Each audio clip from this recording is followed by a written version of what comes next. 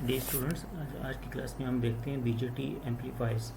तो फर्स्ट समझ लेते हैं एम्पलीफायर ऑपरेशन और उसके बाद फिर हम कॉमन एमिटर एम्पलीफायर की तरफ जाएंगे। अच्छा, जब हम एम्पलीफायर की बात कर रहे हैं तो डेफिनेटली हम कोई ना कोई ऐसी सिग्नल अप्लाई करेंगे जिसको हमने एम्पलीफाई करना होगा।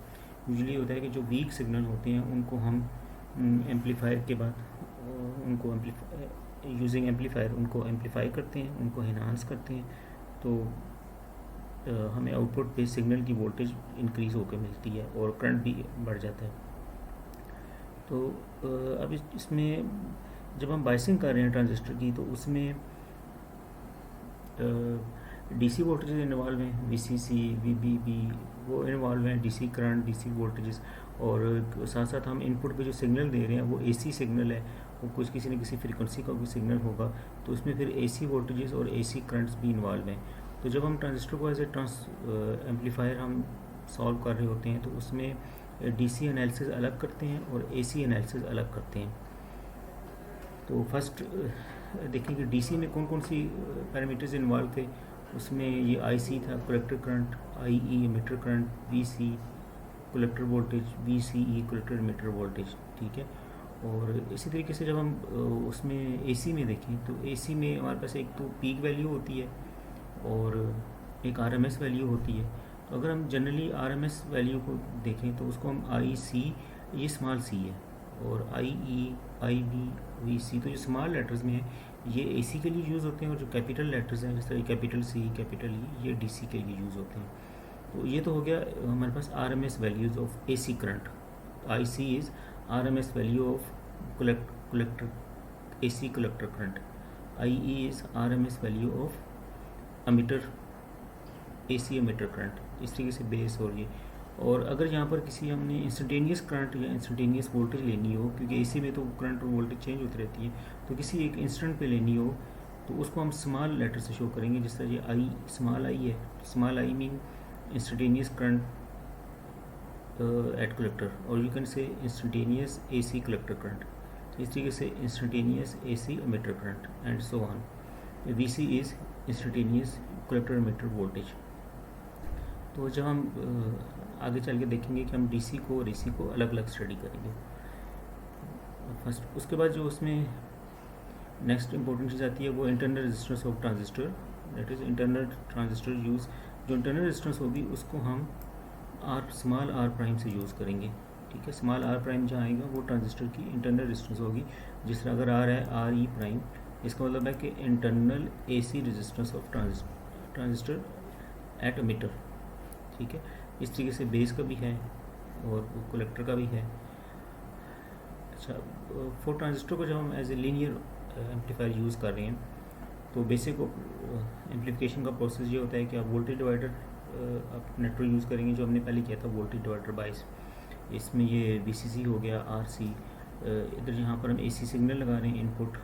इस सिग्नल की या इस सोर्स की अपनी रेजिस्टेंस आरएस है, इस सिग्नल को हमने एम्पलीफाई करना है। ये आर एस इसकी इंटरनल रेजिस्टेंस है, ये सोर्स रेजिस्टेंस है। उसके बाद आगे कैपेसिटर C1 और फिर ये ट्रांजिस्टर हो गया, एंड देन आउटपुट पे ये कैपेसिटर C2 और ये लोड रेजिस्टर RL, जिधर हम आउटपुट लेंगे। अच्छा, अब चूँकि हम एसी सिग्नल यूज़ कर रहे हैं एम्पलीफिकेशन के लिए, हमने ये एसी सिग्नल को एम्पलीफाई करना है। तो अगर यहाँ पर ये होता है कि कोई अगर डीसी सिग्नल आ जाए वो तो इसको ख़राब कर देगा, एसी को और आउटपुट को ख़राब कर देगा। तो डीसी सिग्नल को ब्लॉक करने के लिए यहाँ पर C1 कैपेसिटर यूज़ करते हैं, C1 और C2, ठीक है। ये दोनों कैपेसिटर्स होते हैं ये डीसी को ब्लॉक करने के लिए, क्योंकि कैपेसिटर जो होता है वो डीसी करंट को अलाउ नहीं करता, एसी करंट को अलाउ करता है उसमें पास होने के लिए। तो एसी में जो है डीसी में ये करंट को अलाउ नहीं करेंगे, और एसी में जस्ट एक शॉर्ट सर्किट होगा, जस्ट लाइक शॉर्ट, उसमें कैपेसिटर इसको ब्लॉक नहीं करेगा एसी को। तो सो हमारे पास ये इनपुट वी बेस पे जो वोल्टेज लगा रहे हैं, ये बेस पे, ये क्या वी ये इनपुट सिग्नल है, और जो आउटपुट हम ले रहे हैं कलेक्टर पे, इस पे जो आउटपुट है वो वी सी ई क्यू, ये आउट ऑफ फेज है। और करंट के आई सी, ये करंट बेस करंट और बेस कलेक्टर ये इन फेज है, और जो आउटपुट वोल्टेज है वो आउट ऑफ फेज होती है 180 डिग्री, क्योंकि जैसे जैसे ये इंक्रीज़ होती है वोल्टेज, तो ये वाली वोल्टेज है वो अपोजिट डायरेक्शन में इंक्रीज़ होती है, यानी कि आउट ऑफ फेज होती है। तो ये तो बेसिक ऑपरेशन हो गया। अब इसी को हम आगे as a common emitter use करेंगे, इसके साथ इसी को रीअरेंज करके कॉमन कलेक्टर भी करते हैं और कॉमन बेस भी। वो बाकी क्यू पॉइंट जिस तरह हमने देख लिया था कि इसमें भी जो है वो VCEQ, ये क्यू पॉइंट इस तरह एडजस्ट करते हैं कि ताकि ये जब सिग्नल कटे ना ये सैचुरेशन में जाए ना ये कट ऑफ रीजन में जाए। अब थोड़ा सा हम AC के लिए पॉइंट ऑफ व्यू से देख लें तो ट्रांजिस्टर में हम जब हम एज ए AC देख रहे हैं तो उसमें थोड़े AC मॉडल्स हैं जो समझने के लिए कि उसमें फर्स्ट टर्म आती है R parameters. R parameter, there are 5 R parameters commonly use for BJT, जिस तरह ये स्टेबल में शो किए हुए। जिस तरह हमने AC के लिए पैरामीटर देखे थे इसी तरीके से DC के लिए इसमें एक है अल्फ़ा AC, ये सारा स्मॉल है, स्मॉल लेटर में लिखते हैं। AC को हमेशा स्मॉल लेटर में लिखना है। अल्फ़ा AC क्या है? AC अल्फ़ा, वो जिस हमने अल्फ़ा देखा है ना पहले DC अल्फ़ा, वो collector current over collector meter था, इनकी ratio of collector current to emitter current, लेकिन वो DC के लिए था। उसमें DC करंट आएंगे, इसमें AC करंट आ जाएंगे। इसमें IC और I के RMS वैल्यू ऑफ करंट, ठीक है। IC is RMS value of AC current. इस तरीके से बीटा क्या है? Ratio of collector to base current, ये वही है, सिर्फ ये AC के लिए। फिर RE alpha, RE prime, this is AC emitter resistance, AC emitter resistance, this is AC base resistance, और RC prime is AC collector resistance. तो अब इनको थोड़ा हम मॉडल कर लेते हैं कि थोड़ा AC के लिए इनको स्टडी कर लेते हैं कि इन वैल्यूज़ के ऊपर क्या फ़र्क पड़ता है। तो RE प्राइम जो है, जब देखिए AC सिग्नल अगर आएगा, AC सिग्नल की जब हम बात करते हैं, जिस अभी मैंने बताया था कि AC के लिए ये क्या होता है, एज ए शॉर्ट सर्किट होता है। ये सर्किट हमारा AC इसमें डायरेक्ट पास कर जाएगा, तो उसमें इसका कोई रोल नहीं होगा। C1 और C2 को हम निकाल लेंगे तो ये डायरेक्ट ये इधर लग जाएंगे, ये रजिस्टर, ठीक है। और हम यहाँ देखें तो ये सर्किट क्या बन जाएगा कि जो बेस था VB थी, B पॉइंट, वो डायरेक्ट इधर ये आ जाएगी। ये RB प्राइम, ये RB प्राइम ट्रांजिस्टर की इंटरनल बेस रेजिस्टेंस है, AC बेस रेजिस्टेंस। और जो कलेक्टर है यहाँ पर, कलेक्टर की रेजिस्टेंस बहुत ज़्यादा होती है, इसलिए जो है इसकी वोल्टेज बहुत ज़्यादा होती है, इसलिए हम इसकी जो इंटरनल ये रेजिस्टेंस है RC प्राइम वो बहुत कम है, तो उसको यहाँ पर पैरेलल हमने यूज़ कर लिया। तो ये मतलब ये जो पूरा सर्किट था हमारा, ये इसको हम इस तरह ट्रांसफॉर्म कर सकते हैं कि ये इनपुट है, ठीक है, ये एज ए सोर्स करंट हो गया कलेक्टर, ठीक है, कलेक्टर करंट बहुत ज़्यादा होती है तो करंट सोर्स हो गया, और ये इक्वल होगा alpha AC IE approximately equal to beta AC IB। अच्छा, देन जो इंटरनल रेजिस्टेंस है, एमिटर रेजिस्टेंस, ये RE प्राइम, क्योंकि ये इसका भी यूज़ है इसमें एम्प्लीफिकेशन में, तो ये इक्वल रहती है RE prime is equal to, इसका जनरल रिलेशन है 25/IE। IE is DC emitter current, 25/IE जो रेशो आएगी ये अप्रोक्सीमेटली किसकी इक्वल है? RE prime mean internal AC emitter resistance of transistor, ये जो फिगर में नज़र आ रही है। अच्छा, AC बीटा और DC बीटा, इनको हम कंपेयर कर लें। DC बीटा क्या था? ये तो रेशो थी हमारे पास I collector current over base current. तो क्योंकि यूजुअली होता है कि IC और IB का अगर आप ग्राफ बनाएं तो वो जैसे जैसे बेस करंट इंक्रीज़ होती है, कलेक्टर करंट इंक्रीज़ होती है, लेकिन ये लीनियर नहीं है, ये कर्व है। तो AC के केस में फिर हमें क्या लेते हैं कि हम उस पॉइंट पे हम जो क्यू पॉइंट है, क्यू पॉइंट के अबाउट हम 2 पॉइंट ले लेंगे, वहाँ से हम देखेंगे कि delta IB base current change होने से करंट कलेक्टर करंट कितना चेंज होता है। तो इसमें जो रेशो आ जाएगी delta IC over delta IB, ये बीटा AC इसकी इक्वल आ जाएगा डेल्टा IC और डेल्टा IB उस पॉइंट पे, और जो DC होगा वो डायरेक्ट आ जाएगी IC over IB at Q point, ठीक है। तो DC होगा डायरेक्ट रेशो, और AC के होगा क्योंकि AC में वेरिएशन होती है, तो उसमें उस पॉइंट के ऊपर हम उस पर ग्रेडियंट निकाल लेते हैं। उस पॉइंट पे आप स्ट्रेट लाइन ड्रा करके उसका टेंजेंट का ग्रेडियंट निकाल लें या उस पर 2 पॉइंट ले लेंगे, तो ये इनमें डिफरेंस है।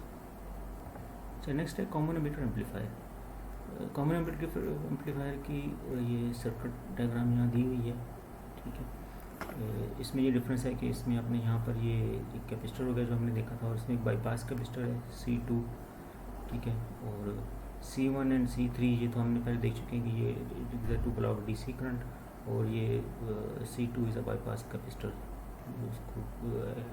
उसको बाईपास करने के लिए उसको एक्स्ट्रा करंट। सो जो कॉमन एमिटर एम्पलीफायर है, इसमें इनपुट यहाँ पर आ जाएगी हमारे पास, ये इनपुट सिग्नल VB, ठीक है, ये बेस पे जो आ रही है, ठीक है, ये approximately equal to V input signal, और आउटपुट यहाँ पर लेंगे इस जगह पर,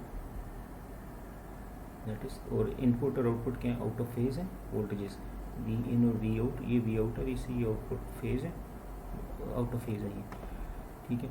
और इसमें बीटा की वैल्यू हमें पता होनी चाहिए, DC के लिए अलग और AC के लिए अलग, इसी तरीके से अल्फ़ा की वैल्यू वो हर ट्रांजिस्टर की अपनी होती है।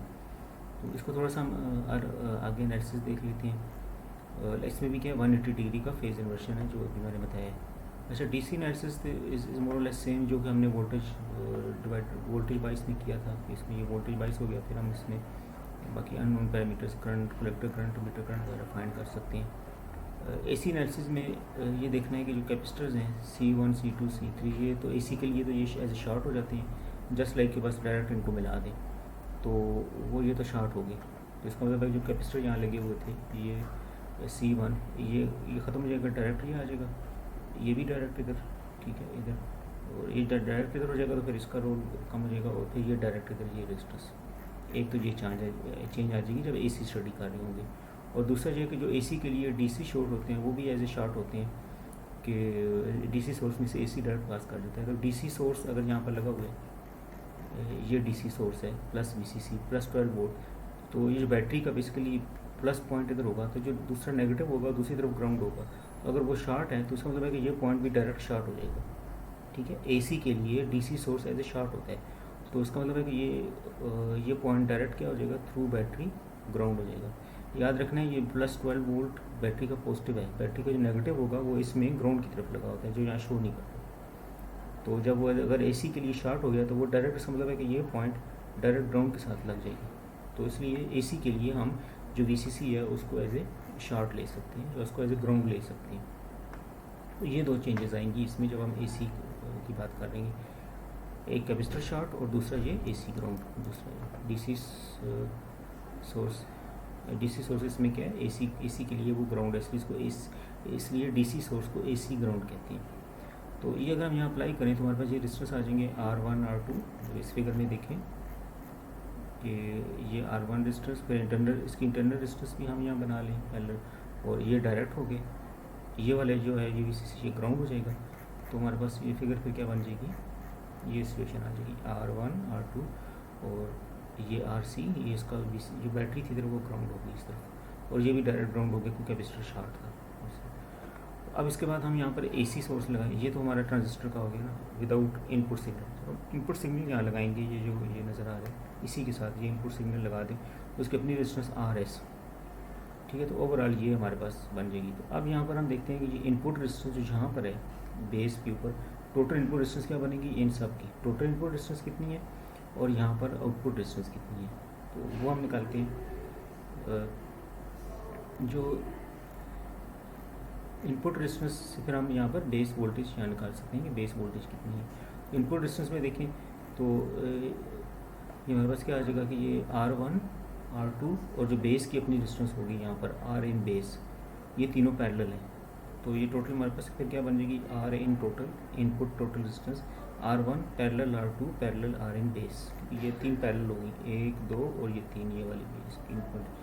तो पैरेलल कॉम्बिनेशन निकालते हैं, वो आपने पढ़ोगे कि 1/R is equal to 1/R1 plus 1/R2 plus 1/R3, वहाँ से ये इनपुट रेजिस्टेंस आ जाएगी पैरेलल में। उसके बाद ये सिचुएशन जो भी मैंने बताया कि ये तीनों पैरेलल हो गए, तो ये जो तीनों पैरेलल हैं, ये वाली जो यहाँ पर थी 1 2 और ये बेस, इस बेस को ना यहाँ बना दिया इसमें, ठीक है। ये ट्रांजिस्टर की जगह हम चूँकि इसकी वो ये ट्रांजिस्टर की जगह ये बनाती है कि इसकी बेस रेजिस्टेंस डायरेक्ट ग्राउंड।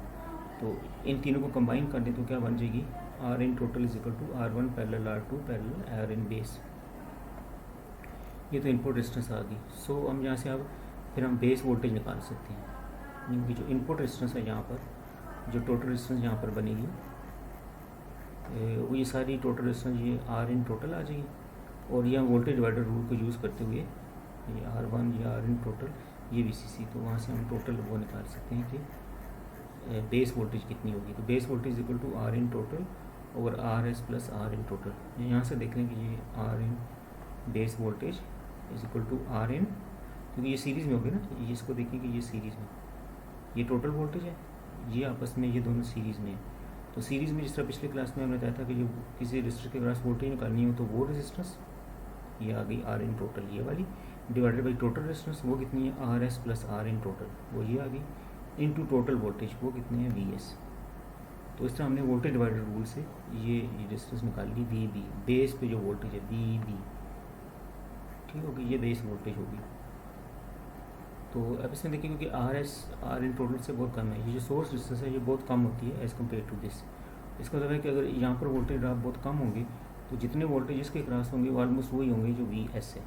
तो वी एस को हम लिख सकते हैं ऑलमोस्ट इक्वल टू वी इन, ठीक है।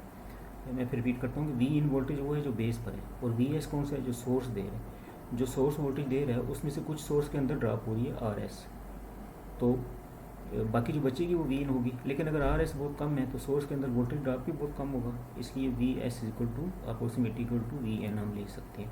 तो जो इनपुट वोल्टेज है वो हम ऑलमोस्ट ये V B is equal to V S इसके इक्वल ले सकते हैं, base voltage is equal to source voltage. अब हम इनपुट रेजिस्टेंस हम निकालते हैं R in base, Ohm's law से हम निकाले R is equal to V over I, V in V B की इक्वल है, हमने ऊपर प्रूव किया, और आई इन जो है वो बेस करंट है इस केस में, आई बी यहाँ पर ये बेस करंट होगी, ठीक है। अब यहाँ सिंपल हम इसमें यूज़ कर लेंगे V is equal to I R, जो बेस वोल्टेज है, बेस वोल्टेज में क्या आ जाएगी बेस करंट और बेस एमिटर करंट और एमिटर रेजिस्टेंस, क्योंकि बेस यहाँ पर है ना, बेस वोल्टेज कौन सी ये वाली इधर से करंट फ्लो करेगा यहाँ पर, तो उसमें इंटरनल रेजिस्टेंस आ जाएगी एमीटर की और करंट एमीटर वाली। तो हमारे पास क्या आ जाएगा V B is equal to I E R E prime, और I is approximately to I C, collector और एमीटर करंट ऑलमोस्ट सेम होते हैं, तो आई बी बेस करंट हमारे पास आ जाएगी आई ई ओवर बीटा ए सी, ये भी हमें पता है। सो क्योंकि आई सी होता है ना, I C is equal to beta, I B होता है आई सी ओवर बीटा, तो आई ई और आई सी इक्वल है, तो यहाँ पर आई सी की जगह आई ई लिख सकते हैं। नो आर इन बेस जो बेस रेजिस्टेंस है वो V B over I B इसकी इक्वल है, तो वो वी बी और आई बी की वैल्यूज पुट कर लें जो हमने ऊपर निकाली है, इसमें पुट करके तो आर इन बेस आ जाएगी beta A C into R E prime, ये हमारे पास इनपुट बेस रेजिस्टेंस आ जाएगी। So input base resistance R in base equal to beta AC into RE prime. Next output resistance is equal to R out is equal to RC, क्योंकि हम collector पे ले रहे हैं आउटपुट वोल्टेज, तो output resistance जो है वो RC की इसके इक्वल आ जाएगी, RC की इक्वल, क्योंकि ये दूसरी तरफ तो शॉर्ट है AC के लिए, तो ये RC आ जाएगी। जो जहाँ पर भी देखें जो यहाँ पर मॉडल था, ये आउटपुट यहाँ पर हम ले रहे हैं, आउटपुट वोल्टेज वही है जो RC की तरफ से, तो output is R out is equal to R C, ये हमारे पास आ जाएगा। और एग्जांपल आप कर लीजिएगा सॉल्व सिंपल, इसमें जो है ना वो करंट की वैल्यूज दी हुई हैं, वोल्टेज 10 आर एस 3 तो आर ई प्राइम यहाँ से निकाल लेंगे, फिर R in base total resistance, और इसका प्रैक्टिस कर लें इस तरीके से। देन वोल्टेज गेन, जिस तरह से हम ट्रांसफार्मर कोई भी एम्पलीफायर है तो उसका वोल्टेज गेन में पता होना चाहिए, करंट गेन पता होना चाहिए। Voltage gain is equal to A V के, वो क्या होता है फार्मूला क्या होता है वी आउट और वी इन, और हमारे केस में वी आउट वी सी है और वी इन क्या है V B. So V C is equal to alpha A C I E R C approximately equal to I E R C, and V B is equal to I E R E prime भी पहले देख चुके हैं, हम इसमें put कर दें।